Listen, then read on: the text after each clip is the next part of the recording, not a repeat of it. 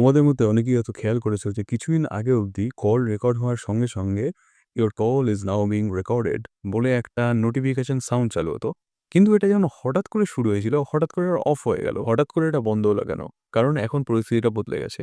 এখন Xiaomi, Realme, Oppo, Vivo এই ধরনের মোবাইল অ্যাপগুলো গুগল ডায়ালার বাদ দিয়ে তাদের নিজস্ব ডায়ালার অ্যাপ ইউজ করে।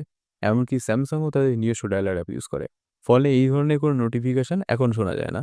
তবে হ্যাঁ, স্টক অ্যান্ড্রয়েড বা Google Pixel যে ফোনগুলো, তাতে এই ধরনের সতর্কীকরণ বার্তা এখনো শোনা যায়। অনেকে আবার স্টক অ্যান্ড্রয়েড শুনে হয়তো ভাবছেন এটা আবার কি বস্তু?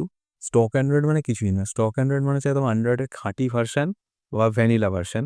ভ্যানিলা কথাটার মানে হয়তো আইসক্রিম হতে পারে অনেকের কাছে। কিন্তু সফটওয়্যারের জগতে ভ্যানিলা কথাটার মানে হচ্ছে একদম খাঁটি ভার্সন। মানে কোনো রকম UI এ বদল ছাড়া। UI মানে ইউজার ইন্টারফেস। এবং স্টক অ্যান্ড্রয়েডের সুবিধা কি হয়? এতে কোনো ব্লোটওয়্যার থাকে না। এতে Google থেকে তাড়াতাড়ি আপডেট পাওয়া যায় এবং সিকিউরিটি প্যাচও ফটাফট পাওয়া যায়।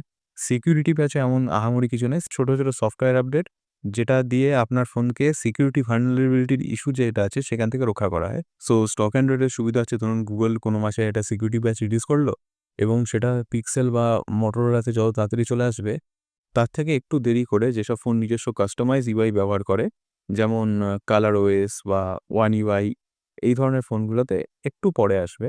ভিডিওটা বানানোর কিছুক্ষণ আগেও হঠাৎ করে আমি Facebook এ দেখতে পাচ্ছি যে সবাই লিখেছে হঠাৎ করে সবার ডায়ালার চেঞ্জ হয়ে গেল। আমার এটা যেটা দেখে মনে হচ্ছে যে Google হয়তো তাদের নিজস্ব ইউজার ইন্টারফেস চেঞ্জ করেছে। তাই হয়তো যাদের কাছে Google ডায়ালার আছে তারা হয়তো নতুন আপডেট পেয়ে সবারই হয়তো স্পেসিফিক Google ডায়ালারটা চেঞ্জ হয়ে গেছে বলে সবাই এরকম বলছে। আপনাদের মধ্যে কি কারো ডায়ালার চেঞ্জ হয়েছে? তাহলে কমেন্টে জানান।